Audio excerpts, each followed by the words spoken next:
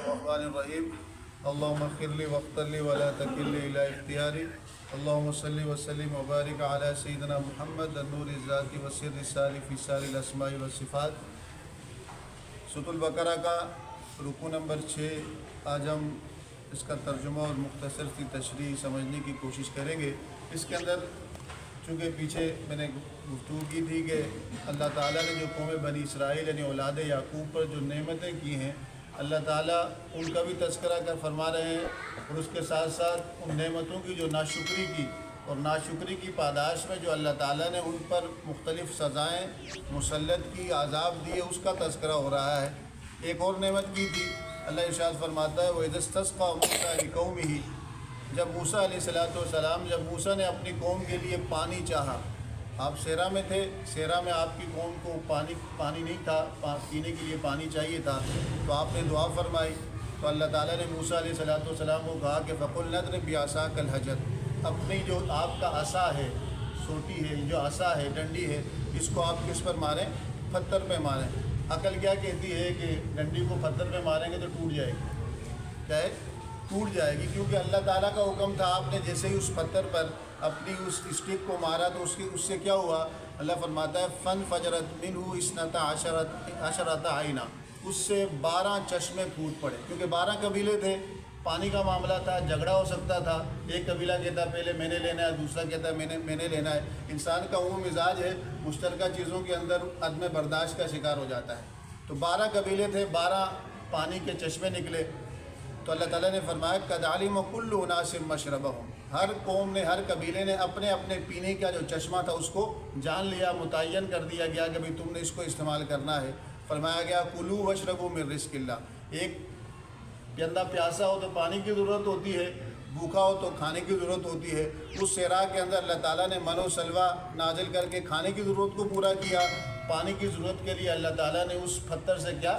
چشمے جاری کر دیے۔ اللہ تعالیٰ اس نعمت کا ذکر کرتا ہے کہ کھاؤ پیو، یہ اللہ کا رزق ہے۔ وَلَا تَعْثَوْا فِي الْأَرْضِ مُفْسِدِينَ، زمین پر فساد مت پھیلاؤ، مت اس طرح پھرنا کہ تم کیا پھیلاؤ؟ فساد پھیلاؤ، کیونکہ نعمت ملنے کے بعد اگر شکرانے نعمت نہ ہو تو بندہ اس نعمت کا غلط استعمال کرتا ہے۔ اور انسان کے اندر سرکشی کب آتی ہے؟ عمومی طور پر سرکشی کب آتی ہے؟ جب اللہ تعالیٰ رزق زیادہ دے دے۔ اس طرح قرآن مجید میں اللہ تعالیٰ ارشاد فرماتا ہے کَلَّا إِنَّ الْإِنسَانَ لَيَطْغَىٰ، بے شک انسان سرکشی کرتا ہے، نافرمانی کرتا ہے، تکبر کرتا ہے، رب کے مقابلے میں آتا ہے کب؟ اَرْرَآهُ اسْتَغْنَىٰ، جب وہ اپنے آپ کو غنی دیکھتا ہے کہ کھانے کو بھی بہت ہے، مال و اسباب بھی بہت ہو گیا، تعلقات بھی بہت ہو گئے، تو پھر وہ غفلت آتی ہے۔ غفلت کب آتی ہے؟ جب اللہ تعالیٰ سے تعلق ٹوٹتا ہے۔ جب اللہ تعالیٰ سے تعلق ہو تو انسان کا مزاج عاجزی، انکساری، خیر خواہی اور خلق خدا کے نفع کے لیے ہوتا ہے، مزاج اس کا یہ بنا ہوتا ہے۔ لیکن جیسی تعلق ٹوٹتا ہے تو اس کا مزاج کیا بن جاتا ہے؟ اس کا مزاج سرکشی، نافرمانی، تکبر، غرور، بڑے بول، لڑائی جھگڑا اور فتنہ فساد پھیلانے کا اس کا مزاج بن جاتا ہے۔ تو اللہ تعالیٰ ارشاد فرماتا ہے کہ زمین پر مت پھرو فساد پھیلاتے ہوئے۔ پھر کہا جا رہا ہے کہ جب یہ نعمتیں ان کو دی گئی بغیر کسی محنت کے، نبی موجود ہیں، معجزات دیکھ رہے ہیں، نبی کی وحی اتر رہی ہے، اپنی قوم کو آپ سمجھا رہے ہیں، کوئی محنت مشقت کرنے کی ضرورت نہیں، پانی پیاسے ہیں تو پانی صاف ستھرا مل رہا ہے، بھوکے ہیں تو کھانا ان کا اتر رہا ہے۔ اب ان کی قوم کے کچھ لوگوں نے کہا وَإِذْ يَا مُوسَىٰ لَن نَّصْبِرَ عَلَىٰ طَعَامٍ وَاحِدٍ، یہ ایک کھانا ہم نہیں کھا سکتے، ایک جو آپ ہر وقت من و سلوہ یا پانی یہ دے رہے ہیں، ہم ایک کھا کے من و سلوہ کھا کے ہم اس پر صبر نہیں کر سکتے۔ فَادْعُ لَنَا رَبَّكَ، آپ اپنے رب سے دعا کریں کہ زمین سے کوئی جو ترکاریاں ہیں، جو اس میں دالیں ہیں، اناج ہیں، یہ نکالے، پیاز لہسن وغیرہ نکالے، ہم وہ کھائیں گے۔ نبی نے کہا، اللہ نے فرمایا کہ أَتَسْتَبْدِلُونَ الَّذِي هُوَ أَدْنَىٰ بِالَّذِي هُوَ خَيْرٌ، اللہ جو اتار رہا ہے اس کے مقابلے میں تم زمین کی جو اناج ہے اس کو مانگ رہے ہو، جو رب اتار رہا ہے وہ خیر ہے، وہ بہتر ہے، وہ برکت والا ہے، اس کے مقابلے میں جو تمہارا نفع چاہ رہا ہے۔ لیکن انہوں نے کہا ہمیں چاہیے، حکم ہوا بھی تم مصر، کسی بھی شہر میں اتر جاؤ، ہر شہر میں سبزیاں ترکاریاں موجود ہوں گی، فَإِنَّ لَكُم مَّا سَأَلْتُمْ، جو تم مانگ رہے ہو تمہیں اس میں ملے گا۔ ناشکری کی۔ پھر اللہ فرماتا ہے وَضُرِبَتْ عَلَيْهِمُ الذِّلَّةُ وَالْمَسْكَنَةُ وَبَاءُوا بِغَضَبٍ مِّنَ اللَّهِ، یہ آیت آج کے دور پہ اپلائی کرنا امت مسلمہ پہ آپ اپلائی کریں کہ وہ بھی امت مسلمہ تھی. بنی اسرائیل پرانی امت مسلمہ تھی جس سے امت مسلمہ کا ٹائٹل چھین لیا گیا. موسیٰ علیہ السلام ہر نبی کے دور میں جو اس کی قوم ہوتی ہے وہ امت مسلمہ ہوتی ہے. وہ دین حقہ پر ہوتی ہے. جو نبی موجود ہو جس دین کی دعوت دے رہا ہو وہ اسلام ہوتا ہے. جو اس دعوت کو قبول کر رہے ہوں وہ امت مسلمہ ہوتی ہے. امت مسلمہ ہوتی ہے. تو اللہ فرماتا ہے کہ ان پر ہم نے مسلط کر دی, ان پر ڈال دی ذلت, خواری, خوار ذلت یعنی خواری, والمسکنت محتاجی, والمسکنت محتاجی, وباؤ بغضب من اللہ, اور اللہ کے غضب کا شکار ہو گئے. اللہ جس سے ناراض ہو تو ہر کام اس کا الٹ ہوتا ہے, یعنی زوال کا شکار ہوتا ہے. اللہ نے ان پر کیوں, کس وجہ سے؟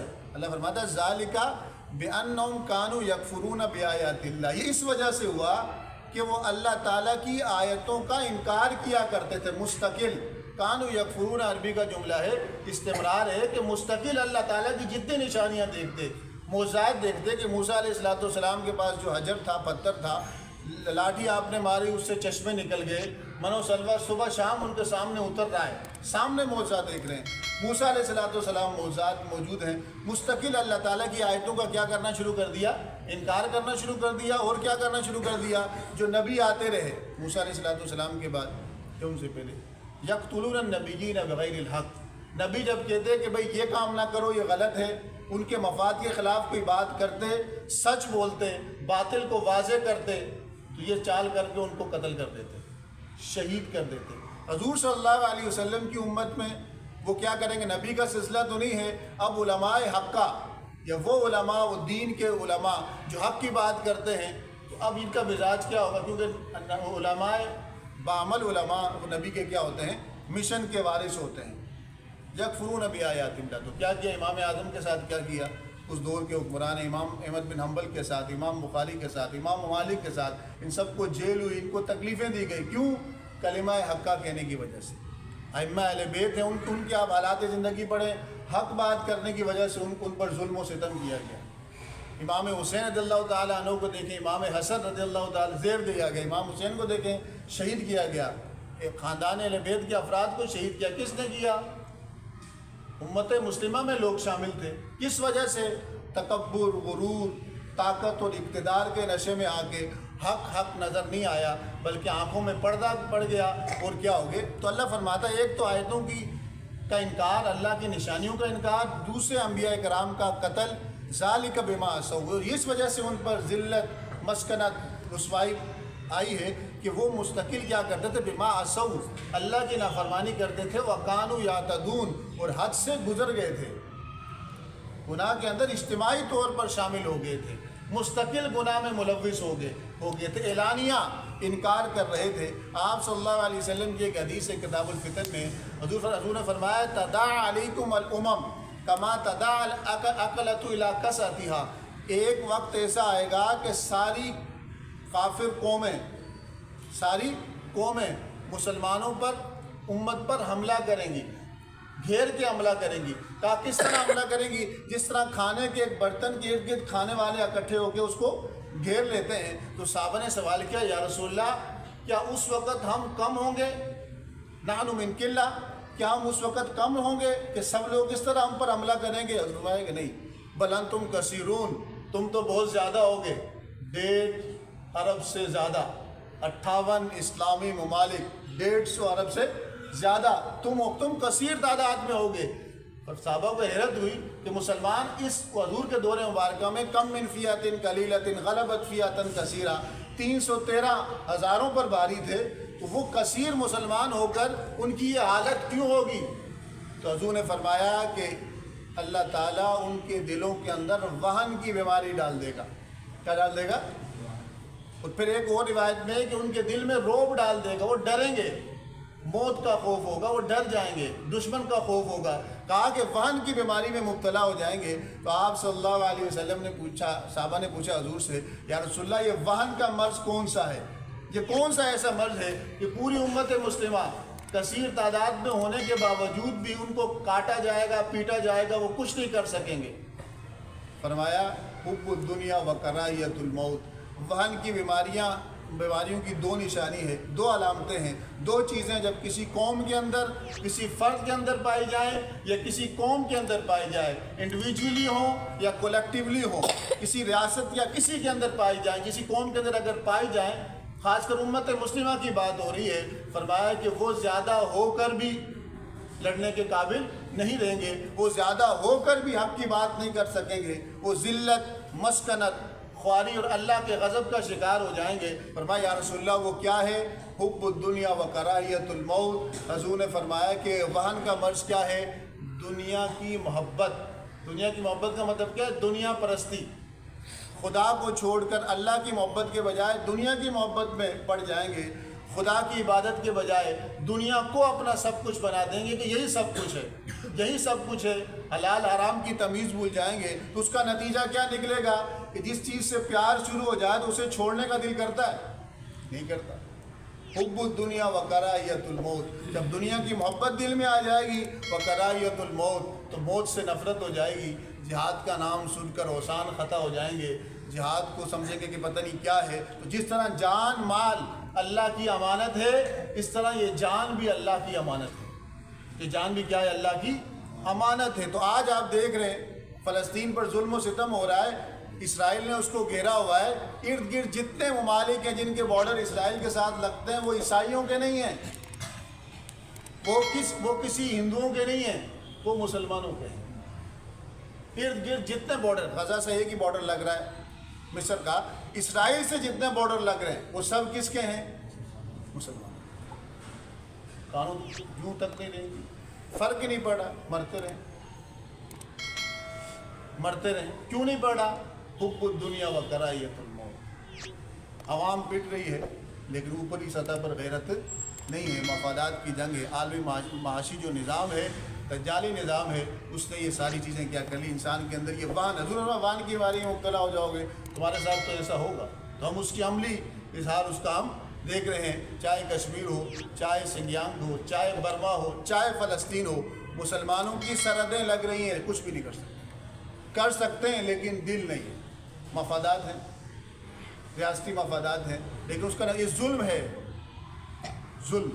حضور نے آیا کہ انصر اخاک ظالما او مظلوما، اپنے بھائی کی مدد کرو چاہے ظالم ہو چاہے مظلوم ہو۔ کہا یا رسول اللہ مظلوم کی تو سمجھ آتا ہے کہ میرا کسی بھائی پر ظلم ہو رہا ہو، میں اس کی مدد کر کے ظلم دور کروں، ظالم بھائی کو مدد سے اس کا مددگار کس طرح بنوں؟ کہا کہ کوئی تمہارا بھائی اگر ظلم کر رہا ہو تو اس کی مدد یہ ہے کہ اس کو ظلم سے روکو، اس کو ظلم سے روکو۔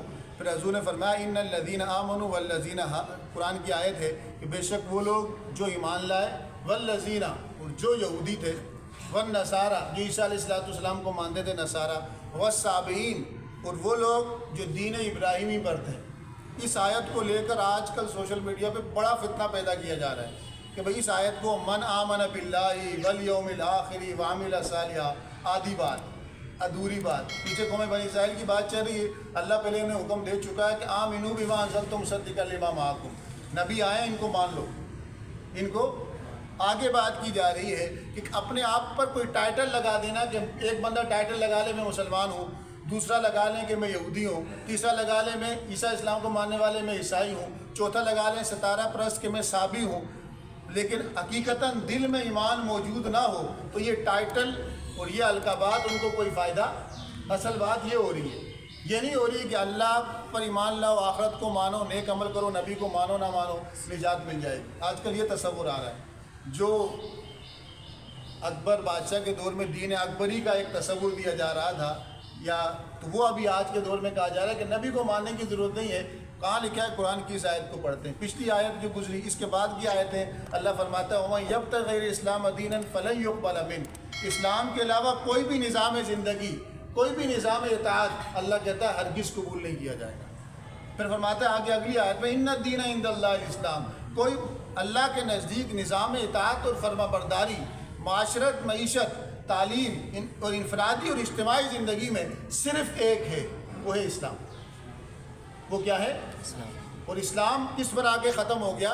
حضور صلی اللہ علیہ وسلم کی ذات مبارکہ پر ختم ہو گیا۔ موسیٰ علیہ السلام کے دور میں موسیٰ علیہ السلام کے پر تھا، ان کے بعد عیسیٰ علیہ السلام، اور آخری نبی حضور صلی اللہ علیہ وسلم پر تھا۔ اب جو اپنے آپ کو مسلمان کہے گا تو اللہ کو بھی ماننا ہے، آخرت کو بھی ماننا ہے، اعمال صالحہ بھی کرنے ہیں، اور حضور پر بھی ایمان لانا ہے۔ نبی کی رسالت چھوڑ کے تو پھر یہ قرآن بھی گیا، تو لکھا ہوا کس میں؟ یہ حکم قرآن میں لکھا ہوا، یہ کس پر وحی اتری ہے؟ رسول اللہ صلی اللہ علیہ وسلم پر۔ حیرت یہ ہے کہ وہی رسول اللہ صلی اللہ علیہ وسلم پر اتری، قرآن اللہ کا کلام حضور پر اترا، پیغام قرآن میں موجود ہے، کہہ رہے ہیں بس یہ 3 کام کر لو، اللہ کہہ رہا ہے ایمان لاؤ، آخرت پر یقین رکھو، نیک کام کرو، رسول اللہ صلی اللہ علیہ وسلم کو مانو نہ مانو، نجات مل جائے گی۔ کیسے نجات مل جائے گی؟ اس قرآن کا حکم کیا ہے کہ من آمن باللہ، جو بھی سچے دل سے ایمان لایا اللہ پر، والیوم الآخری، اور آخرت پر، وعمل صالحا، اور اس نے نیک اعمال کیے، فلہم اجرہم عند ربہم، ان کے لیے ان کا اجر ان کے رب کے پاس ہے، ولا خوف علیہم ولا هم یحزنون۔ اللہ فرماتا ہے کہ جو یہ کام کر لے، سچے دل سے ایمان لے آئے۔ ایمان کا مطلب کیا ہے؟ آمنت باللہ وملائکتہ وکتبہ ورسلہ والیوم الآخر۔ حدیث میں آتا ہے نا، حضور نے فرمایا کہ من قال لا الہ الا اللہ دخل الجنہ، یہ آدھی حدیث ہے، جس نے لا الہ الا اللہ کا وہ جنت میں چلا جائے گا۔ جس نے لا الہ الا اللہ کا مطلب کیا ہے؟ لا الہ الا محمد رسول اللہ، لا الہ الا محمد، پورا کلمہ پڑھا، اس کے تقاضوں پہ عمل کیا۔ تیسرا اللہ فرما رہا ہے کہ جو ایمان لایا اللہ پر، آخرت پر، اور نیک اعمال کیے۔ اب بتائیں اللہ پر ایمان کس طرح لائیں گے؟ خود سے جو نبی بتائے گا؟ لازمی بات ہے۔ اعمال صالحہ، نیک عمل کون سے ہوتے ہیں؟ اچھا اخلاق کون سا ہوتا ہے؟ کون بتائے گا؟ میں، آپ، یا جو فلسفے والے، جو مورالٹی والے یا ایتھکس کے ماہر ہیں، ان کے نزدیک اخلاق کی 10 سے 15 کیٹیگری بنائی ہے کہ اخلاق ہوتا بھی ہے کہ نہیں، اچھائی اور برائی کا بنیاد کس پر ہے۔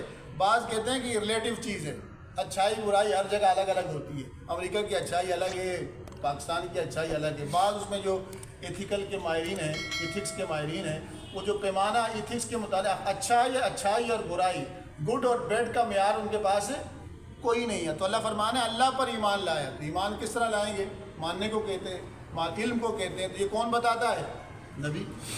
والیوم الآخر، آخرت پر ایمان لانا، مرنے کے بعد جی اٹھنا، قیامت والے دن حساب و کتاب اور اس کے بعد کی زندگی، یہ کون بتائے گا؟ نبی بتائے۔ وعمل صالحا، اور نیک اعمال کیے۔ اور نیک اعمال کس کو کہتے ہیں؟ کون سے نیک اعمال؟ عبادت میں، معاملات میں، اخلاق میں، کون بتائے گا؟ نبی۔ کون بتائے گا؟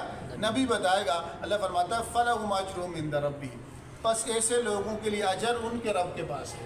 ولا خوف علیہم، نہ ان پر کوئی خوف ہوگا، ولا هم یحزنون، اور نہ یہ لوگ کیا ہوں گے؟ غم زدہ ہوں گے۔ تو جب کوئی آپ کے سامنے یہ آیت پیش کرے، اکثر و بیشتر آیت نمبر 62 ہے، یہ آیت نمبر 62 ہے، تو کہہ دینا کہ پیچھے آیت گزری ہے وہ آمنو، ایمان لے آؤ، اور بعد میں آیت آ رہی ہے کہ اسلام کے سوا اللہ تعالیٰ کوئی چیز قبول نہیں کرتا، کوئی چیز قبول نہیں کرتا، یہ ادھوری بات ہے۔ یہ آیت پڑھ بھی لے تو کہو کہ ایمان باللہ بتائے گا کون؟ عمل صالح کون بتائے گا؟ آخرت کس کو کہتے ہیں؟ کیا عقیدہ رکھنا ہے؟ یہ خود سے پتہ چلے گا۔ کس طرح پتہ چلے گا؟ قرآن سے پتہ چلے گا۔ اور قرآن کس کا کلام ہے؟ قرآن کو ماننا حضور کو ماننا ہی ہے۔ قرآن کو ماننا کس کو ماننا ہے؟ رسول اللہ صلی اللہ علیہ وسلم کو ماننا ہی ہے۔ تو اللہ تعالیٰ ہمیں کامل اطاعت، کامل اتباع کی ہم سب کو توفیق نصیب فرمائے، اور قرآن مجید کی کسی بھی مضمون کے متعلق جب ہم جاننا چاہتے ہیں، اس کے متعلقہ جو ساری آیتیں سامنے رکھ کر پھر بات پتہ چلتی ہے۔ ایک آیت سے پھر کیا ہوتا ہے؟ بعض اوقات گمراہی ہو جاتی ہے، اور بعض اوقات غلط فہمی ہو جاتی ہے، اور بعض اوقات غلط مضمون سمجھ میں آتا ہے۔ تو اللہ عز و جل سے دعا کریں کہ جو کچھ سنا اس پر عمل کرنے کی توفیق نصیب فرمائے۔ فقہی مسائل کی طرف ہم چلتے ہیں۔ نماز کے بارے میں ہم بات کر رہے تھے، کل ہم نے نماز کی شرائط کے بارے میں پڑھا تھا، فرائض کے بارے میں پڑھا تھا، اور آج جو ہے نماز کا طریقہ اور اسی کے اندر اس کے واجبات اور سنتیں آ جائیں گے، وہ ہم طریقہ سمجھنے کی کوشش کرتے ہیں۔ تو نماز، صلاۃ جب پڑھی جاتی ہے سب سے پہلے کیا کہتے ہیں؟ تکبیر کہتے ہیں، تکبیر تحریمہ کہتے ہیں۔ تکبیر تحریمہ کا اللہ اکبر کہنا کیا ہے؟ فرض، زبان سے اللہ اکبر کہنا ضروری ہے۔ تو اس کے لیے آپ ہاتھ اپنی کانوں کی لو تک آپ کیا کریں گے؟ دونوں ہاتھ اٹھائیں گے، کشادہ کر کے، دبانے کی یا اس طرح چپکانے کی ضرورت نہیں ہے، کانوں کے لو کے برابر اللہ اکبر کہہ کے ہاتھ کو زیر ناف باندھ لیں گے، ہاتھ کو زیر ناف باندھ لیں گے. اور ہاتھ کو باندھنے کا طریقہ کار کیا ہے؟ سنن نسائی کی، سنن ابی داؤد کی حدیث ہے کہ آپ صلی اللہ علیہ وسلم صحابی فرماتے ہیں رأیت النبی صلی اللہ علیہ وسلم یدہ الیمنی علی کف الیسری والرزق والسعۃ. اب سوشل میڈیا پہ عوام کو گمراہ کیا جا رہا ہے، عربی کو پتہ نہیں عوام کو. اب ترجمہ دیکھ لیں. نسائی کی، ابو داؤد کی حدیث ہے کہ آپ صلی اللہ علیہ وسلم کو دیکھا کہ آپ صلی اللہ علیہ وسلم نے یدہ الیمنی سیدھا ہاتھ رکھا علی کفہ الیسری. کف اس کو کہتے ہیں، اس کو کیا کہتے ہیں؟ کف. اس کو کیا کہتے ہیں؟ اور اس کو کہتے ہیں رزق، اس کو کہتے ہیں ساعد، اس کو کیا کہتے ہیں؟ ودا اپنا سیدھا ہاتھ رکھا اپنی الٹی ہتھیلی پر. کس طرح رکھا؟ والرزق، کیا تھامے ہوا تھا؟ کلائی کو بھی اور بازو کو. کلائی کو بھی. میں نے ایک شخص کو دیکھا، وہ بتا رہا ہے کہ یہ رزق ہوتی ہے، یہ سعد ہوتی ہے، اور عربی زبان کا بیڑا غرق کرتی ہے. کف الیسری، یہ کف ہے عربی میں. یہ کیا ہے؟ یہ کف ہے. کف الیسری، سیدھا ہاتھ الٹے ہاتھ کے کف پہ رکھا، والرزق اور کلائی پہ رکھا اور بازو پہ رکھا. اس طرح جس طرح آپ پڑھتے ہیں، جس طرح آپ سنت طریقہ کار ہی. اب باقی جو جس طرح کریں. اور پھر دوسری حدیث ابو داؤد کی حدیث ہے، سیدنا مولا علی رضی اللہ تعالیٰ عنہ کہتے ہیں کہ سنت یہ ہے کہ وضع ید الیمنی علی ید الیسری تحت السرہ، ناف کے نیچے رکھنا. حدیث ہے، صحیح حدیث ہے. جو کہتے ہیں اوپر نیچے رکھیں، بحث کی جائے گی کہ آپ کی روایت ٹھیک نہیں ہے. بات ہوگی، کوئی ایشو نہیں ہے، علمی مباحث ہے، لیکن یہ سنت ہے، یہ فرض نہیں ہے، یہ واجب نہیں ہے. اس پہ اس سے نماز میں کوئی فرق نہیں پڑتا. لیکن سنت طریقہ کیا ہے؟ وہ یہ ہے ہماری تحقیق کے مطابق، ایکسپرٹ کی تحقیق کے مطابق. لیکن یہ نماز کی شرائط میں سے نہیں ہے، ذہن میں رکھنا. نماز کے فرائض میں سے نہیں ہے. یہ لڑنے کی بات نہیں ہے کہ بھئی تیری نماز ہی نہیں ہوئی. لیکن سنت طریقے کی طرف جب آئیں گے کہ حدیث کی روایات میں، تو ہمارے نزدیک ہاتھ اس طرح باندھنا اور ناف کے نیچے رکھنا یہ سنت سے ثابت ہے. پھر اس کے بعد اللہ وقت ثنا پڑھتے ہیں، ہاتھ باندھ دیے. ثنا کا مطلب یہ نہیں کہ آپ ثنا سبحانک، ثنا کا مطلب ہے اللہ کی تسبیح بیان کرنا. سبحانک اللہم و بحمدک و تبارک اسمک و تعالی جدک و لا الہ غیرک. اگر آپ امام کے پیچھے ہیں تو آپ تعوذ وغیرہ نہیں پڑھیں گے، کیونکہ آپ صلی اللہ علیہ وسلم نے ارشاد فرمایا انما جعل الامام لیتم بہ.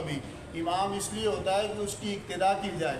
وَإِذَا قَرَأَ فَأَنصِتُوا، جب وہ قرات کرے تو تم خاموش رہو. وَإِذَا كَبَّرَ فَكَبِّرُوا وَإِذَا قَرَأَ فَأَنصِتُوا، جب وہ اللہ اکبر کہے تو تم بھی تکبیرات کے اللہ اکبر کہتے رہو. لیکن جب وہ قرات کرے تو تم نے کیا رہنا ہے؟ خاموش رہنا ہے. پھر حضور نے فرمایا کہ من کان لہ امام فقراءۃ الامام لہ قراءہ، جو امام کے پیچھے نماز پڑھ رہا ہو تو امام کی قرات اسی کی قرات ہوتی ہے. ورنہ اگر قرات فرض ہوتی تو آپ جب رکوع میں جاتے ہیں 2 رکعت ملتی ہے کہ نہیں ملتی؟ امام کے پیچھے اگر قرات فرض ہوتی تو رکوع میں آپ جاتے ہیں 2 رکعت شامل ہوتی ہے کہ نہیں ہوتی؟ تو مل رہی ہے، تو مطلب قرات مقتدی پہ کرنا فرض نہیں تھی. تو ورنہ اگر مقتدی پہ کرنا فرض ہوتی تو قرات پہ چھوٹ گئی. فرض کے چھٹنے سے نماز ہوتی ہے؟ نہیں ہوتی. تو قرات پھر اس پر سورۃ الفاتحہ پڑھی جاتی ہے. جو آپ اکیلے نماز پڑھ رہے ہوں تو پھر آپ نے وہی ثنا پڑھ کے اعوذ باللہ پڑھنا ہے، بسم اللہ پڑھنا ہے، سورۃ الفاتحہ پڑھنا ہے. سورۃ الفاتحہ پڑھنا واجب ہے. پہلے سورۃ الفاتحہ پڑھنا، اس کے بعد کوئی چھوٹی سورت یا 3 چھوٹی آیتیں یا ایک بڑی آیت جو 3 چھوٹی آیتوں کے برابر ہو، کم سے کم 30 اس کے حروف ہو، اتنی پڑھنا واجب ہے، ضروری ہے. اگر جان بوجھ کے نہیں پڑھی نماز نہیں ہو. قرات فرض ہے، سورۃ الفاتحہ پڑھنا اور اس کے ساتھ سورت ملانا فرض نمازوں کی پہلی 2 رکعت میں کیا ہے؟ واجب ہے. اور آخری 2 رکعتوں میں صرف سورۃ الفاتحہ پڑھنا امام کے لیے کیا ہے؟ سنت ہے. صحابی فرماتے ہیں کہ آپ صلی اللہ علیہ وسلم فرض نمازوں کی پہلی 2 رکعت میں سورۃ الفاتحہ بھی پڑھتے تھے اور پیچھے سورت بھی پڑھتے تھے، اور آخری 2 رکعتوں میں آپ صلی اللہ علیہ وسلم صرف کیا پڑھتے تھے؟ سورت پڑھتے تھے. تو ایک روایت میں کہ دن کی نماز جس میں قرات خفی ہوتی ہے، اور ایک روایت میں کہ رات کی نماز جس میں جاری قرات ہوتی ہے. حضور قرات کر رہے تھے، پیچھے کسی نے قرات شروع کر دی تو آپ صلی اللہ علیہ وسلم نے نماز ختم کر کے کہا کہ کون ہے جو مجھ سے قرات کے اندر کیا کر رہا تھا؟ لڑ رہا تھا، قرات کے اندر مجھ سے منازعہ کر رہا تھا. تو حضور نے منع فرما دیا کہ امام کے پیچھے قرات نہیں کرتے. اس کے بعد آپ نے یہ سورۃ الفاتحہ پڑھنا بھی واجب ہے، سورۃ الفاتحہ کے ساتھ سورت ملانا بھی کیا ہے؟ واجب ہے.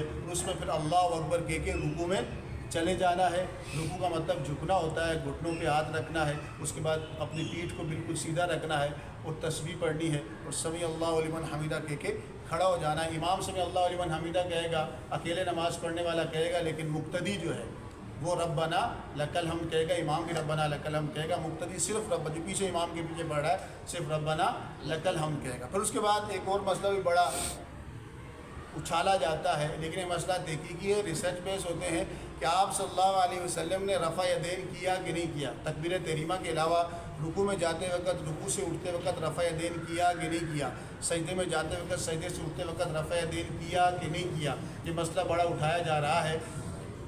حدیث دونوں قسم کی حدیثیں کہ حضور صلی اللہ علیہ وسلم سے رفع یدین کرنے کی حدیثیں ہیں، لیکن کسی کا حدیث ہونا اور قابل عمل ہونا ایک اور چیز ہے۔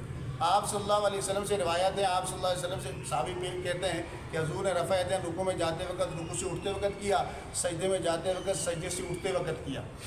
لیکن دوسری روایت ہے کہ آپ صلی اللہ علیہ وسلم نے آخری 6 مہینوں میں اس کو چھوڑ دیا تھا۔ اس طرح سنن ابی داؤد کی، ترمذی کی، سنن نسائی کی، عبداللہ بن مسعود کی روایت ہے، آپ فرماتے ہیں آپ کھڑے ہوئے صحابہ کے سامنے کہا کہ الا اصلی بکم صلاۃ رسول اللہ، کیا تمہیں حضور صلی اللہ علیہ وسلم کی نماز پڑھ کے نہ دکھاؤں؟ انہوں نے کہا دکھائیں۔ فصلی ولم یرفع یدیہ الا فی اول مرہ، آپ نے شروع میں رفع یدین کیا اور اس کے بعد رکوع میں جاتے وقت، رکوع سے اٹھتے وقت نہ سجدوں میں رفع یدین کیا۔ کیوں؟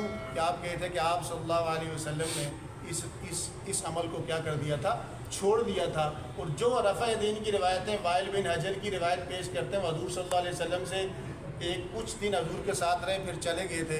حضرت عبداللہ بن مسعود ہو گیا، حضرت علی رضی اللہ تعالیٰ ہو گیا، برا بن عازب ہیں، عبداللہ بن عمر کی جو روایت پیش کی جاتی ہے بخاری کی، تو ایک صحابی، اصول حدیث کا مسئلہ سمجھ لیں، ایک صحابی کسی چیز کے بارے میں کہیں وہ حضور نے کیا اور خود وہ عمل نہ کریں تو اس کا مطلب کیا ہوگا کہ ان کے نزدیک حضور نے یہ عمل کیا تھا، چھوڑ دیا تھا۔ عبداللہ بن عمر کی روایت ملتی ہے کہ رفع یدین کیا، لیکن مسند امیدی میں آپ کا عمل ملتا ہے کہ آپ نماز پڑھتے ہوئے رفع الیدین نہیں کیا کرتے۔ تو ہمارے نزدیک، ہمارے علماء کی تحقیق کے مطابق جب حدیث پر ریسرچ ہوتی ہے، حدیثیں سامنے ہوتی ہیں، ساری حدیثیں سامنے رکھ کے نتیجہ نکلتا ہے کہ تکبیر تحریمہ میں رفع الیدین کرنا، اللہ اکبر کہہ کے ہاتھ باندھنا کیا ہے، سنت ہے۔